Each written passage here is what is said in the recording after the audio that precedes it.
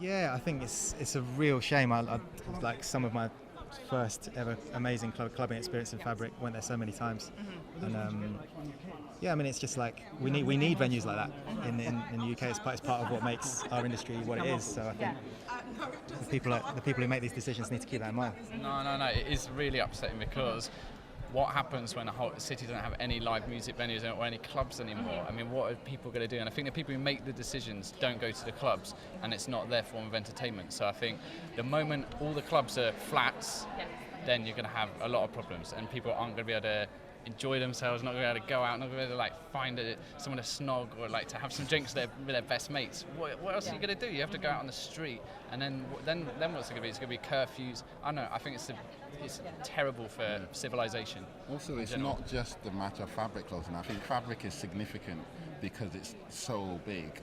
In some ways, you'd think it's too big to fail, but it's the fact that it's been happening. Like, look at somewhere like Passing Clouds, look at somewhere like Plastic People, the list goes on.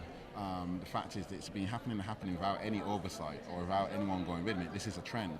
And then something that big closes down and you go, whoa, these people really don't give one hoot about. I think any arts venues where things are happening and people are shutting it down I can't understand. It's basic psychology. It's not good for us as a society. And culturally.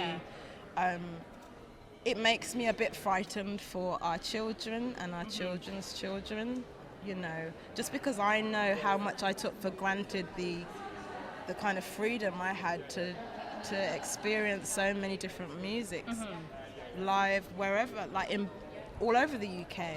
Like, how can we be putting a limit on that? We wouldn't have artists making music like this and people to consume or people to kind of experience it if we shut it down. It's very strange and it's very upsetting.